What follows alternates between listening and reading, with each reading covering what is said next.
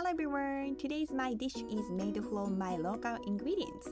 So I speak mainly in Japanese, so I'd appreciate it if you could watch it in your first language with subtitles. So touch the button marked CC in the top right corner of the screen to turn on the closed caption function, or press the three dots to select the subtitle function and choose your first language. Thank you! 皆さんこんにちは、クレチャンネルです。ご視聴ありがとうございます。今日はですね、番外編で動画撮ってます。大女っていう山芋の親戚みたいなこういう大きなね、山芋が大女でいただいたんです。で、花だよりのミカさんにいただいたんですけど、これを素揚げで食べるとめちゃめちゃ美味しいと教えてもらったので、ちょっと試してみようと思って、そしてあわよくばみんなにシェアしようと思って動画を回してます。一緒に行く末を見届けてくれると嬉しいです。それでは動画スタートします。それでは最初に大女の皮を剥いて、400g ぐらいの大きさに形を切ったところから始めます。2センチくらいの厚さになるようにカットして、少し細めのくし切りのようになるようなイメージでカットします。最初に作った時は某有名チェーン店のような細くて長いフライドポテトをイメージしてカットしたんですけど、ほんのり焼き色がつくくらい揚げた時に外はカリカリだったけど中の水分が全部飛んじゃって、なんかスッカスカの状態になってしまったので、少し厚めにカットしてます。大女の特徴なんですが、見てください、この粘り気、超ネバネバ、すごいね。スーパーで買う長芋の数倍大女は粘り気が強いです。大女切りました。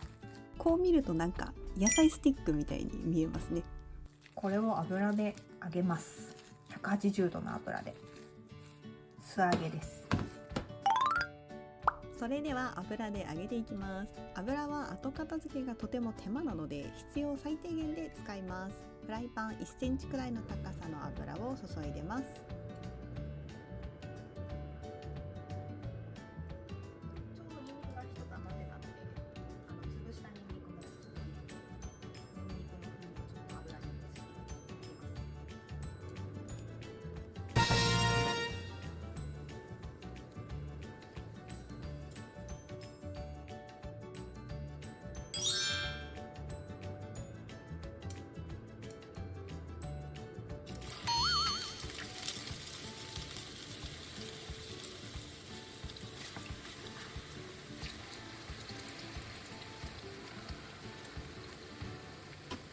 大女に焼き色がつくまで焼きます。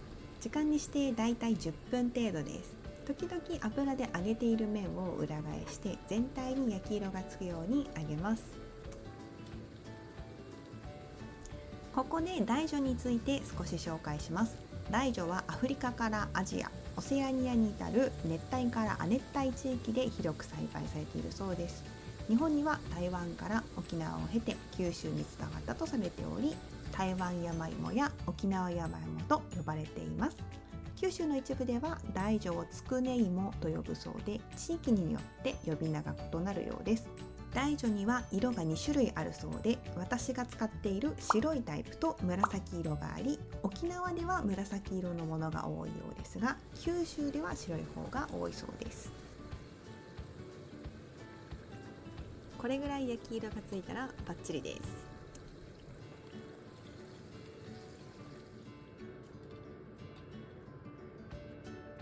はい、これで大女の素揚げ完成です。次にお皿に盛り付けます。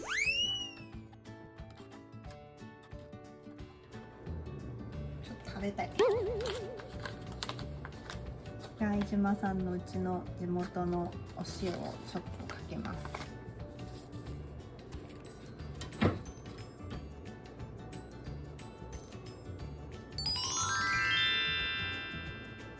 中もホクホクしてそう。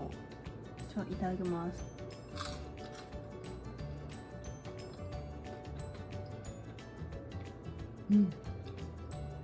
甘い。